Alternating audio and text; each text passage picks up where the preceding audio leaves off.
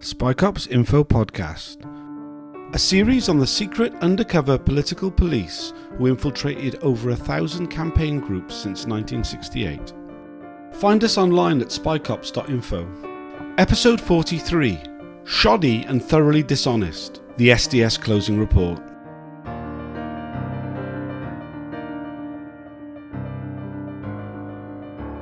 Welcome to the SpyCops Info Podcast. My name's Tom Fowler and I'm joined with Donald O'Driscoll of the Undercover Research Group. Today we're going to be looking at the closing report of the Special Demonstration Squad. This is a document that's only just been released by the inquiry. There's been a lot of criticism that it should have been released right at the start of this process, which was 10 years ago now, or certainly before the start of the Tranche 1 hearings would have made a lot more sense. It's a document that was written at the beginning of 2008 by DSHN 273. Who was an officer from Counter-Terrorism Command, CO15. This was the document that was written after the Special Demonstration Squad, by that point called the Special Duties Section, had been wound up. It's an interesting document. What do you make of it? One of the most important documents in the entire inquiry. I'm not saying that lightly. I think there's so much material and criticism in this one document that it stands out. It's almost like the final report. If we were to write it. Okay, maybe there's a bit too much of the favour of policing, but on the whole, it's damning stuff. And he says there has been criticism on why it wasn't released before, because it feeds into so much of what we were saying. But there's stuff in there that is really important for the anonymity of the officers. So when we were making applications to have anonymity lifted, or rather the officers were saying, we need to be protected, we need to have no anonymity. This is the sort of material we should have been allowed to rely on to say, wait a second, there's a problem with this unit and the psychology of this unit that we could have been quoting from. So it's like, we felt and said at the time that we were arguing with one hand held behind our back. The lack of disclosure of this document is precisely the tying of that arm behind our back. We should have seen it.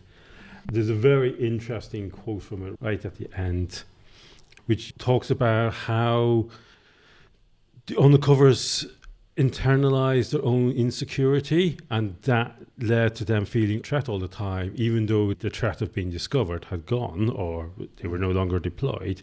It became part of their psyche. So when they're making applications saying, oh, I'm really traumatized, I'm really affected by the fact of my security, I might be no longer anonymous. What they're actually referring to is this internalized identity that comes from within the unit. It has no real foundational basis, but it's allowed to affect their entire psychology, it's allowed to affect their entire applications, and MITting just buys it. Had we had this document, we could have been pointing to that passage and saying, this is the key test. That exaggeration of perceived risk runs through pretty much everything about these undercover police units. And this is directly from the report. The phrase, perception is reality, may accurately reflect the situation for some former SDS field officers. Being obsessed with personal security ultimately means that at some time in your life you will be less secure than you may be today, and hence insecure. If former field officers foster a perception of insecurity, it could become real for them, whether or not such situations meet an objective third-party test, let alone a review by an organisation whom they may consider unsympathetic to their cause. Now, this says everything that we would have tried to say, only by the police themselves. The police didn't disclose that that's what their own reviewing officer had actually found, that there was this paranoia developing. And hopefully we'll come on to later, we'll actually discuss the whole use of psychometric tests and psychology of the officers, which came in the late 2000s, has a profound impact within the unit itself and how the officers perceived, and also you see how the managers perceived the welfare of the officers. This report was commissioned and written after the SDS had been wound up, but how did this report actually come about? So the background is actually over a couple of years. In 2006, Special Branch themselves, well, the Metropolitan Police Special Branch was merged with Anti-Terrorism Branch to create the new Counter-Terrorism Command. This is the whole post-9/11 world.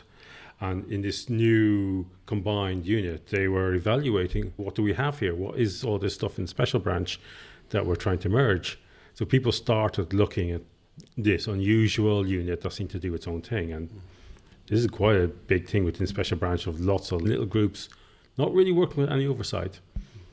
At the same time, you have what's called the A and B case. A referring to Officer A, who we now know is Peter Francis, the whistleblower. And he had taken the case against the Metropolitan Police because of the ill health that he'd suffered while undercover, and started the ball rolling of all this stuff coming out. So the police managed to settle this case with the two officers. B, we don't know who they are. But because they settled, and because there was this reorganisation within the police going on, started looking closer at this unit and go, okay, well, do we have other problems here? Do we have other liabilities? So the specific reason for this report is, having closed down the unit and merged it into Counterterrorism Command as a whole, they wanted to know, was there any other liabilities from this unit's existence? And what they found really shocked them. They really realised that there was 50 years of problematic behaviour by this one unit, considered, as in their own words, the jewel in the crown of the SDS. And even before then, the SDS had been raising concerns because of, you've had this merger, you've got new officers who are properly trained up, got proper background in covert policing, going, but you're not doing anything right. You're not following the basics. Your officers are getting arrested. What's going on? We found out elsewhere there was the arrest of Rob Harrison on a dicey action that supposedly triggered the close down of the unit, but there was already concerns. They went, you've an undercover being arrested, where's your protocols? And it basically comes out that there's nothing in place, and they're like, what the hell? The protests against the Defence Systems Exhibition International, protests that I went on, I'm sure you went on some of them as well. There have been quite significant anti-war, anti-arms trade protests that happen every 2 years in the East End of London. Do you want to talk a bit more about that incident that triggered the end of the Special Demonstration Squad? Yeah, so Rob Harrison was part of a group planning an action, I think it was 2007 at the Dicey Fair in East London. And it was probably secured action, last minute, information given out last minute. And he suddenly finds himself in a group that he has to go along with. And he's not able to get out of it. Does the action, they all get arrested, unsurprisingly. But his managers went, ooh, you've now been arrested on your false name. It's going through the process under his cover name. And the SDS is going, well, this is what we've always done. We've done it for the last 50 years. In fact, as we see in this report, they've done it since 1972. And senior management, the new senior management, the ones who have come from anti-terrorism branch and SO10, the professionally trained covert specialists, are going, you can't do this. This is against everything. We've already had concerns that this was a unit out of control and not properly managed. This is the evidence. You're not actually fit for purpose. And so shortly afterwards, the unit, they withdraw the undercovers. Robert Harrison, real name Robert Hastings, which was only just released officially by the inquiry just the other day during the opening statements. The trigger for the end of the unit, but like you say, the behaviour of it goes back a much longer way. Some of the officers they bring in are actual specialists in undercover policing. So it'll help later on in the report that you have the SDS as this unique undercover special branch operation, but the police as a whole have this entire structure around undercover policing. You have the National Undercover Working Group, which oversees undercover policing nationally, and it accredits the National Undercover Training Accreditation courses. Basically, if you want to work undercover as a police officer, you have to go on these courses. And if you don't pass them, and there's a 50% failure rate, you don't get to be an undercover. Yes, said, we're above and beyond all of that. We don't need to do that. We're different, we're special. And this is one of the major criticisms. This exceptionalism is a major criticism in the report. So they're going, we don't need to do any of this. And you get senior officers coming in and going, all these processes, all these courses exist for a reason. It's to protect the police from liability. And the fact that you're not doing the course and you're not abiding by these guidelines means you're putting the whole of policing at risk. What you're doing is questionable. And what is it you're actually doing? Oh, and you see this in the report and say, well, so what actually is this intelligence gathering for? It's like, oh dear. Well, and we'll come on to that because that's another whole strand in the thing. That recruitment and training that was just outside of the normal structures of the rest of the Met Police that the SDS were doing, it really is quite different. It's tap on the shoulder. We like the look of you, we like the cut of your jib. Do you want to come and work for us? We'll look after you. You don't need to go on any training because it'll all be done in-house by existing officers. So essentially there's no oversight. There's nothing external saying what it is you need to be doing. And any offer by other organizations to give them training is rebuffed. But there's the suggestion that they actually some of the officers get trained by SO10, the professional unit within the Metropolitan Police, who train and run undercovers in the rest of policing. And they're going, and I quote, "When the best professional knowledge exists within the Metropolitan Police Special Branch, it seems absurd that other special branches will be contemplating training by a non-vetted and inappropriate Special Operations Department, i.e. SO10. Basically, they're saying that, who are these specialists? We know better, even though there's no evidence to the contrary that they have any training. It's just all in-house. And when you come back and you see that all the managers in the inquiry so far have all been said, but we just continued with what our predecessors did. We didn't question anything. See, this weirdness with all the managers going, we just assumed everything was fine. At the same time, they're also saying we know best. The ego that comes across in this around Metropolitan Special Branch is something else. This informal nature of it all, the majority of the training seemed to revolve around this mentoring. Former undercover officers being there as much a welfare role. The role of these mentors in just passing on bad practice seemed to be like the major aspect of it. But it's not just the mentors, it's also the managers, because by the time SDS comes to its end, many of the managers were actually former undercovers. So Bob Lambert, the most notorious, has come into the picture, is managing the unit. Andy Coles is providing training and advice. You have a situation where they are actively passing on bad practice and deliberately turning a blind eye. It's eating its own tail. It's just self-feeding its own bad practice, and all the time with this sort of sense of, well, we're above and beyond. We don't need any extra training. The hubris is quite staggering, really. It's not surprising when you see that these men giving evidence to the inquiry, it really comes home to you how sure of themselves they really were. The little training they did have, a lot of it centred around the tradecraft manual. Some of the advice in that, I can't imagine that would ever appear on any sort of official course. Looking through the report, it talks a fair bit about the personnel and welfare. Yeah, there's quite a lot on part, and this reflects the degree that this is about liability. They're worried about other officers doing what Peter Francis and going and say, look, we're having breakdowns, and then realising that actually there's quite a lot of breakdowns in this unit. There's quite a lot of people leaving the police.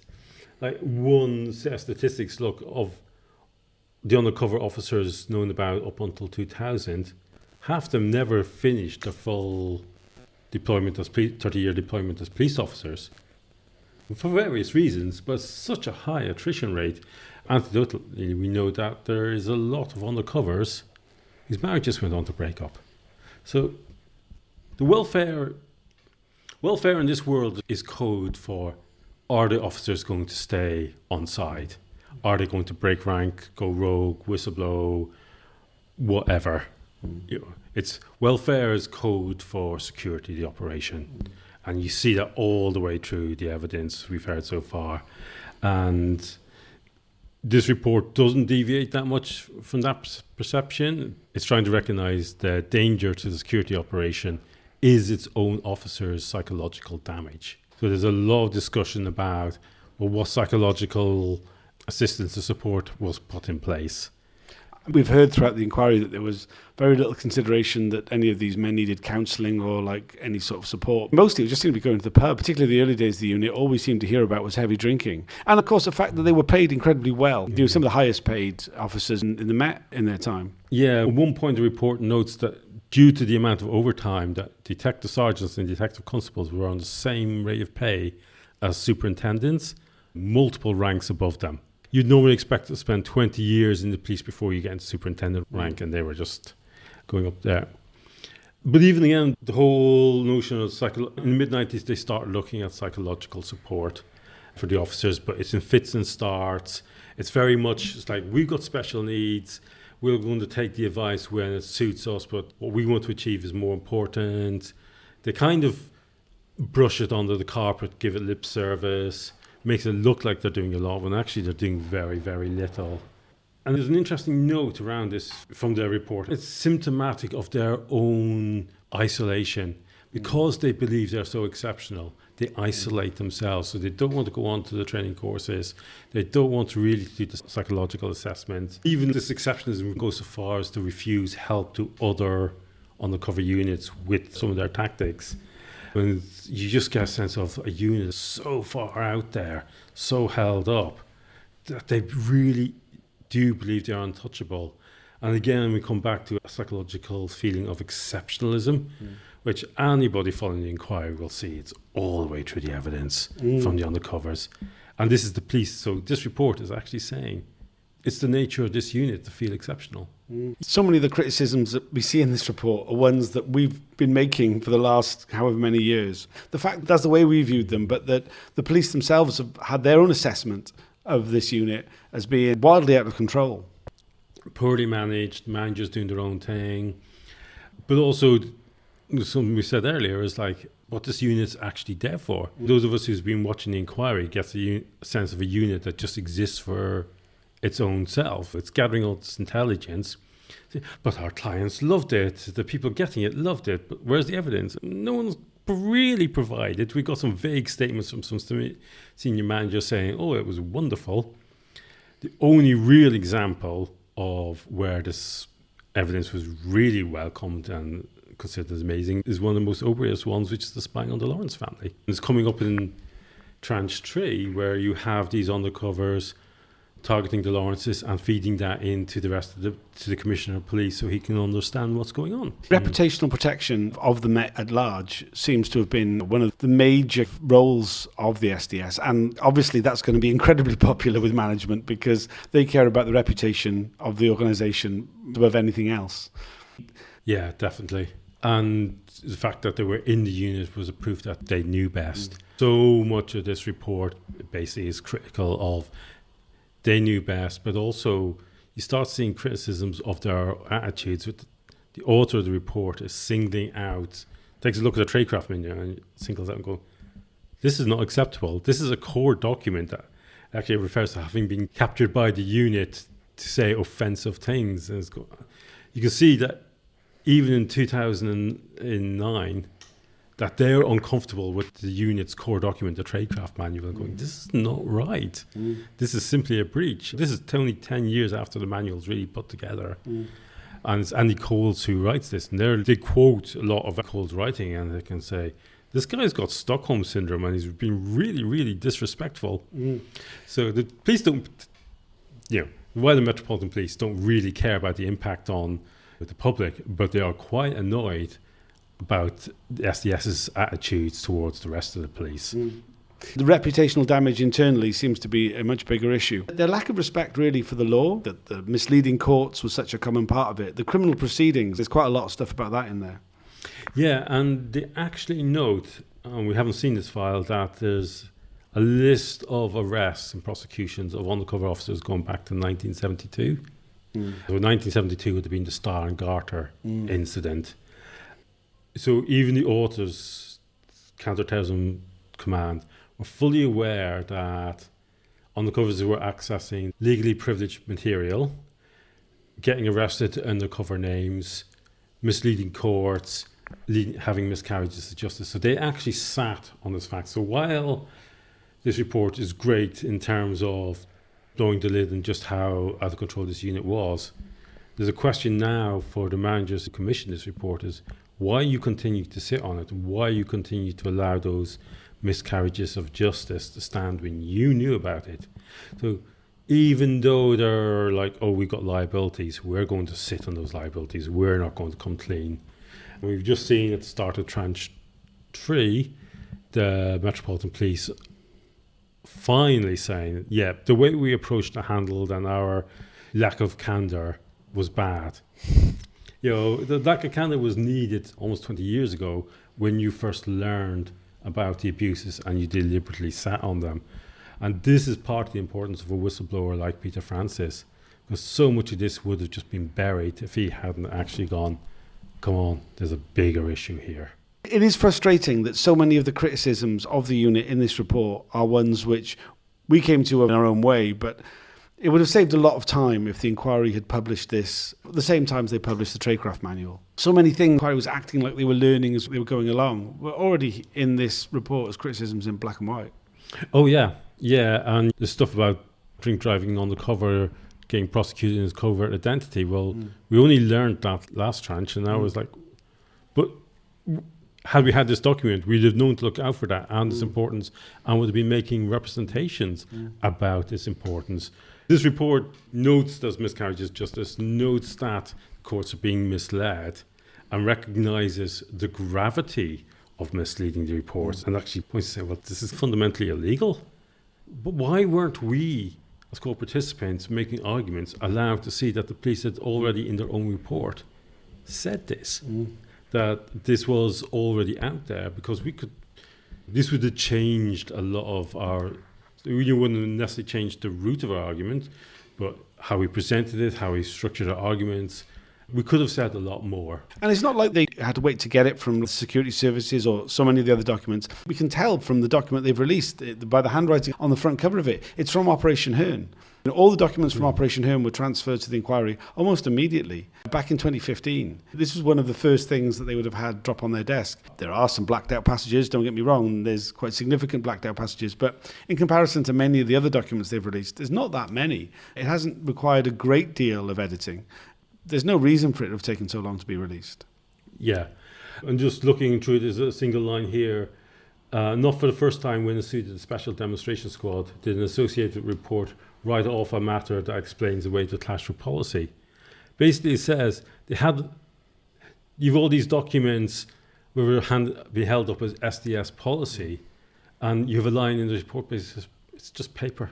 They didn't pay any attention to it. If it became inconvenient, they disregarded it. That is a fundamental line for dealing with all the policy documents that we're seeing around the SDS, because it undermines all of it.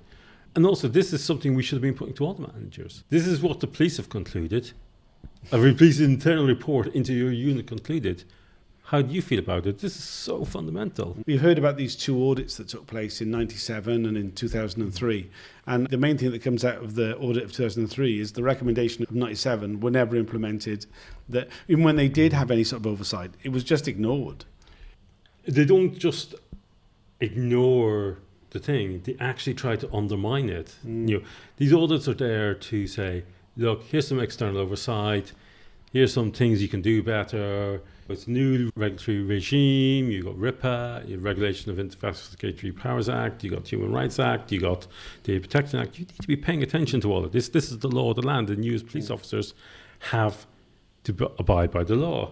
If I can just quote to the 2003 criticism, the SDS responded to the report with a detailed rebuttal, although subjective and selective, of most of the points and recommendations made. They maligned the manner in which the research had been conducted, describing their work as shoddy and thoroughly dishonest.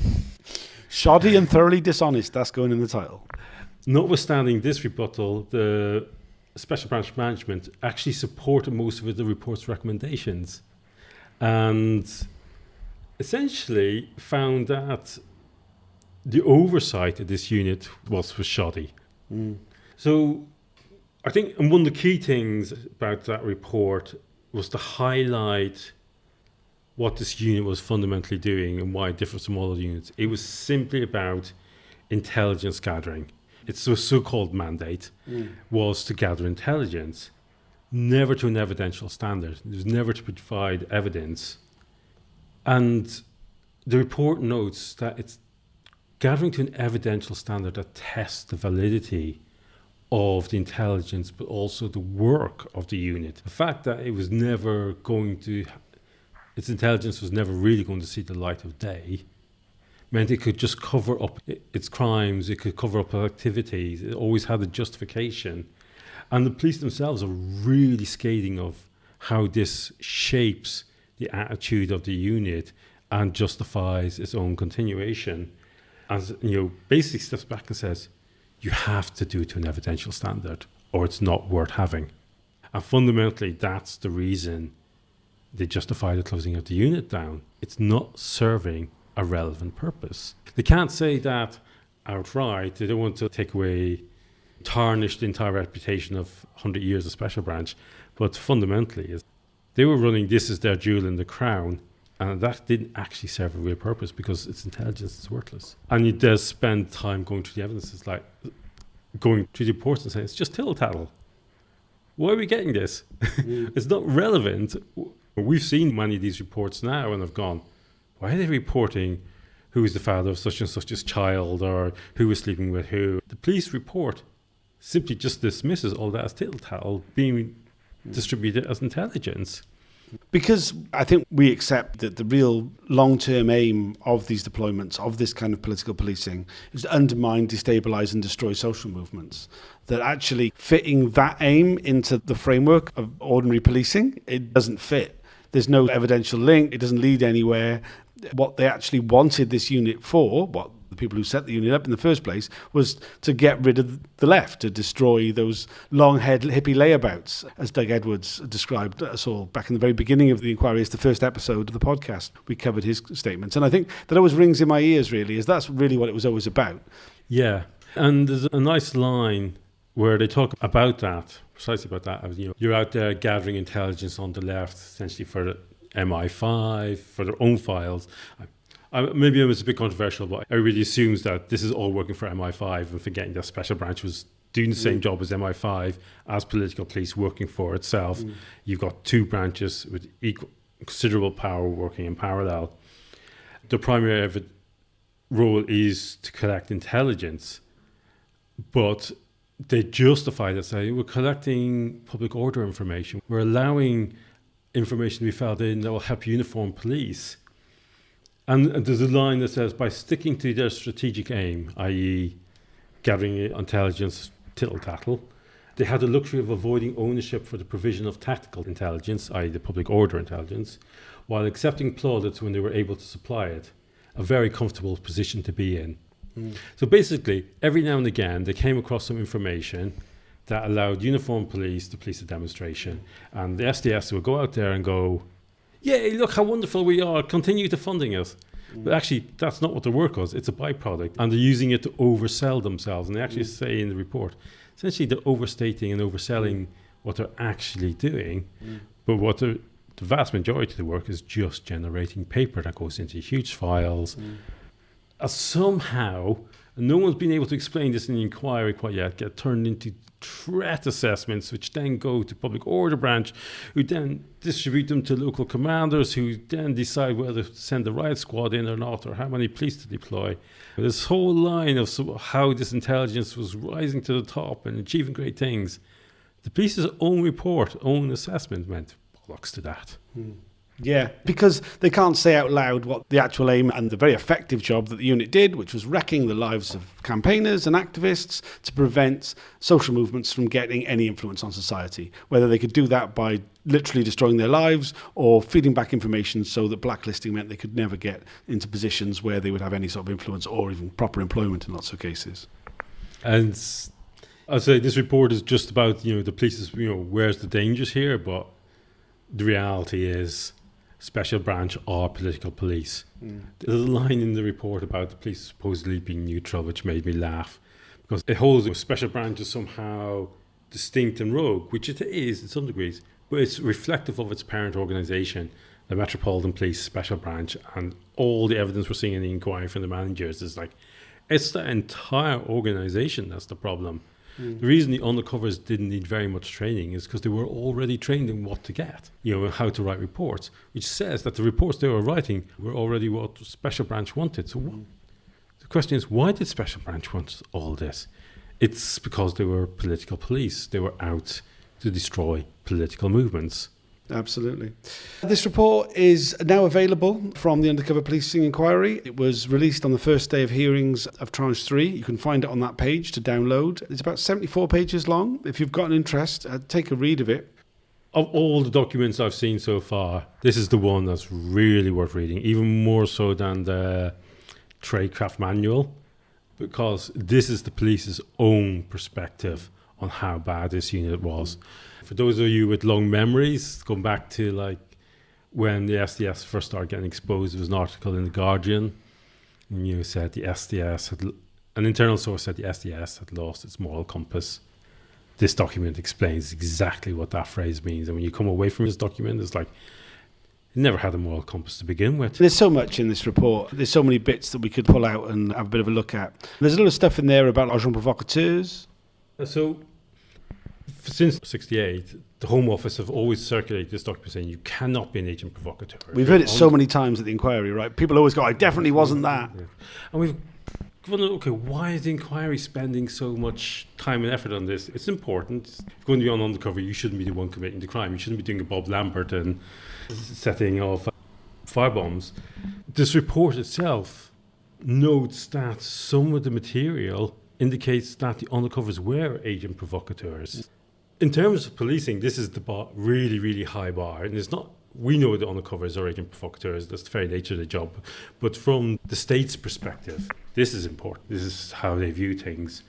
Not least because what's the point of sending these undercover officers into groups if they're going to actually make them more dangerous? Yeah, but the report also recognises something, that one of the reasons the SDS thought there were exceptions different from other undercovers is because they were ins for so long, undercovers for so long, and in these part of these groups.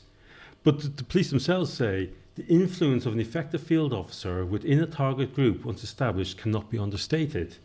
Without the basic education of rudimentary case law and guidance regarding participation, agent provocateur, lay-down offences and conspiracy, it is hardly surprising the line between what was done and what ought to have been done was blurred.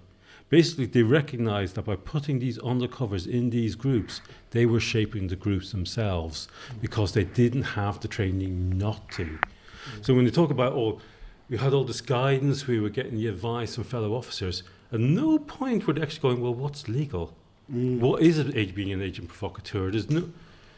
The inquiry hasn't specifically said this point in this question. It's just gone to the point of, where was your training? What was your training? Did you see this document? No, I didn't see this document about being an agent provocateur. So basically, none of these undercovers had any training about where that really, really important line lay. And there it is in black and white in the police's own conclusions. It's like, this line was blurred. They had no training. They had a contempt for the law in general. Misleading courts was such a common part of the way they operated. Yeah, and again, this report just straight up acknowledges this. SDS officers did, with their management's knowledge, blessing and support, mislead courts in order to maintain their cover and that of the SDS operation. You don't get more black and white than that. They're basically saying, we misled the courts. This, and to continue the quote, this runs counter to the golden rule of never misleading a court. The issue of appearing as a co-defendant and accepting a plea of guilty in company with others must be prejudicial to their right to a fair trial. Miscarriage of justice. Continuing, pleading not guilty and fighting a case that relies on police-generated evidence is grossly unprofessional, baseless in terms of recognition as a legitimate operational tactic, and completely off-piste from accepted practice. What is interesting is that at least one SDS field officer who was arrested in role subsequently became an SDS manager who perpetuated such action. Lambert. And basically, he was told that, and the report later on goes, he was told at the time, ooh, you shouldn't have done that. So he knew he shouldn't have done that. But when he's the manager, he goes, nothing to see, it's all fine, on you go. But this, again, to the layperson, okay, well, this is what they do. But in policing terms, this is seriously damning. They were being called by their own staff seriously unprofessional, misleading a court. The undercovers talk about, and the managers talk about, the golden rule was never breach the secrecy of the unit. That was their golden rule. Here, the report's saying the golden rule is you never mislead the court. And the two are clashing badly. There's no way you can make these two match. When you talk about this unit having lost all direction, it was like they were misleading the courts from 1972 and possibly even earlier. We just don't know about it. What a rogue operation. The reason why this report is so critical and that their big concern seems to be that the way that this unit operated reflects so badly on the rest of the police. The reputational damage, they were in danger of bringing the police into more disrepute. Yeah.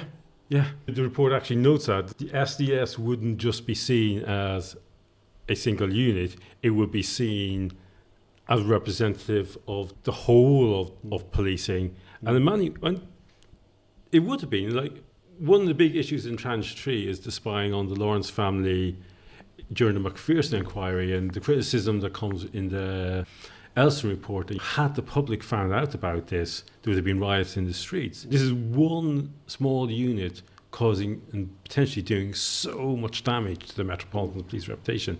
Now, that's the headline case, but the report's essentially saying the whole of this operation is in danger of doing that. They're very clear that the whole operation is in danger of perverting the course of justice. They've got no legal framework whatsoever for any of their operations. Yeah, and I think the police's own quote goes even stronger and say there is no legal precedent for this in policing, no judicial framework, no Attorney General guidelines, no Home Office memo or act with support, regardless of who was hoodwinked into signing up to such a course of action. There simply is no basis under any law or ability. But that particular quote is about being a defendant in a court case and misleading the courts. But Charlotte Kilroy, who is the barrister for the category H, the Women Deceived into Relationships, pointed out that this illegality doesn't just stop at courts, it's going into people's houses without a warrant. It's as fundamental as this. And again, it's been brushed under the carpet to a degree. What is the legal authority for all these undercovers in all of this? This report just touches the tip of that iceberg. They really don't want to go further than that, but you're going into people's lives, houses, deceiving into relationships. There is no legal basis for any of that. It's all unlawful. So for this to be the jewel in the crown, out there committing vast amounts of illegal actions, this tells you a lot about the police. The fact that they never had to produce any of their evidence for any court proceedings, the way that they just saw themselves outside of that entire process, seemed to give them this sense that somehow the ordinary rules didn't apply to them because they weren't going to use any of the intelligence they gathered to do any prosecutions, that somehow they didn't have to follow any of the other rules either. Yes, so when they're prosecuted, they take the same approach. And again, this report talks about how it's in my cover name, it's not real. I don't have to be accountable to the courts. I can go drink driving, get convicted in my cover name, and it's all brushed under the carpet. Shocked to find out. But even when it's not their children's names being used, practice is still going on. It's just sweeping everything under the carpet because the SDS's golden rule is you should not let on that we exist. And that becomes the reason for the unit's existence, but also the reason for all its behaviour. Anything can be justified by that principle, and that's ignoring the other important rule of let's not mislead the courts or the public. Fraud seemed to be a really common sort of thing that they ended up doing. There were so many different activities by undercover officers, false accounting, getting things by deception, that they were really separate from any sort of normal processes. Yeah, and it's interesting that this report was written in the period post-regulation of Investigatory Powers Act, which was supposed to regulate all this sort of policing. And, you say it has to be authorised, there has to be proper control strategies which sets out why you're doing this. Well, there's a huge framework to make sure that undercover policing is meeting the law. And we saw it didn't have any training, so how could they know? It's not just training for undercovers, the managers had no training. But the report actually finds that the authorisation which was brought in 1999, which is meant to be signed off by the commander of a special branch, was totally inadequate, and actually he says it's essentially rubber stamping. This authorization was not worth paying. We're being expected to believe the police and say, well, we've got all these methods in place to ensure there's no abuses, there's nothing going on. 10 years after those regulations were introduced, they were essentially, this report says they're meaningless. And then this is potentially one of the most important lines in the report, because it does say you can bring in all these regulations, but if it's just rubber stamping, these abuses are going to continue again. And that's not just us saying it. It's what the police found happened. They were just really keen to brush everything under the rug when they just pretend everything was fine and carry on. There's a fair bit of criticism about this weird in-house style they had of all these little in-jokes that were in the reports, making little asides, making jokes about the whole operation and using their internal language and slang. Yeah, but again, this is intelligence that was never meant to see the light of day. I think that's a good example of where you need evidential testing. You need to go to court. So if you go to court and you turn up with this sort of in-house reporting, this sort of like Song titles, sarcasm, racism, the racism, the sexual innuendo. Anybody who's read these reports, they're just full of batshit dickhead comments.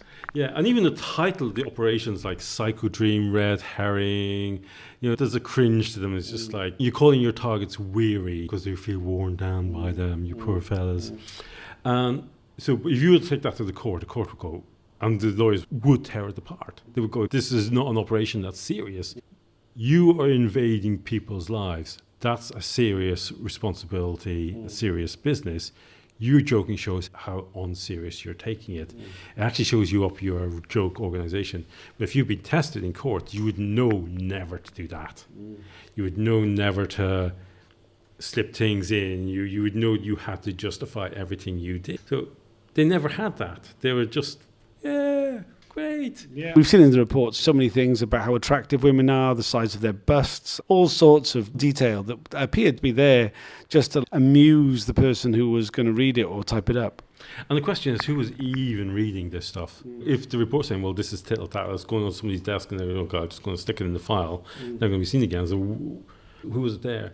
And the other, but related to all of that, is like those reports were going up the chain to the managers, who were then passing on. They didn't seem to blink an eye. So one of the things the inquiry is asking managers is like, did you see these reports? Your name's on it. Well, you must have seen it. You didn't change it. You didn't send back any feedback that's like, well, maybe you need to tone this down, because it was accepted in all special branch. I don't think it was just the SDS who were doing this. So, like, I'll give you another line from the report. I found little evidence of regular or systematic internal or external third-party review of the SDS operation, whether or not there was intrusive operation, appropriate management, or ineffective leadership. And it's essentially saying it's not just the SDS. It's the managers. It's the whole of special branch. This isn't a rogue unit. This is a rogue branch. This is a rogue force, in my opinion. But the special branch, particularly as political police, are out of control. Yeah. So another quote is saying that essentially in the last decade, there was no external barometer providing third-party holistic feedback to the unit, its staff, or those responsible for them. As a consequence, the unit's development was driven internally. Basically, it was left to its own devices. There was no actual guidance being given. There was no thought to, and this goes with this stuff around the 9/11. It's just like, the world's changing, but you're still doing the same thing. What do you at? And this goes back to the closure of the unit. It's like people going, you're gathering all these intelligence in groups. We're now living in a post-9/11 world. The entire intelligence system, requirements, regime has totally changed. You're a dinosaur. And those things that's being said in the reports are reflective of that dinosaur age. Now, I'm not saying the police have changed, but even by the police's own dire standards, they're recognizing, God, who the hell were Special Branch? Why were they getting all this glory and fame? It's like, they're quite bad. And it all comes back to this lack of accountability and this lack of testing. Yeah, no oversight, no checks and balances. Yeah, they just carried on as they saw fit. Anything else you'd like to add? Okay, if I can just finish with this quote, because I think it sums up the history of the SDS. The absolute rule of deploying officers for intelligence-only purposes did assist in maintaining the operational security for those engaged and for the operations they worked on. However, this had an opportunity cost. The cost in the short and mean term related to the disruptions and arrests that were not undertaken or prosecutions not embarked on for the sake of preserving cover. In the long term, the lack of judicial scrutiny also ensured that the working practices of the SDS were never tested by the rigours of criminal proceedings, and as a consequence, they had no legal drivers for change or impediments imposed upon their working practices. They rarely had the dirty washing done in public. That's a nice line. And that sums the unit up. They just did their thing, never expected to be caught. The ability to, by their own motto, by any means necessary. The laundry's getting washed in public right now, and it's pretty ugly. Yeah, it really is, and there's loads more to come. Yes, tranche 3 will see a lot more stories coming out. Thanks for joining us. We're currently at the start of tranche 3. There's a lot of evidence hearings between now and July. We'll be doing lots more podcast episodes. If you'd like us to particularly focus on something, please get in touch. You can check out all our previous episodes and find links to all the other campaign groups who are working on this issue at spycops.info. You can hear this podcast wherever you get your podcasts. Please give us 5 stars and a review if you're able to. Thanks for listening.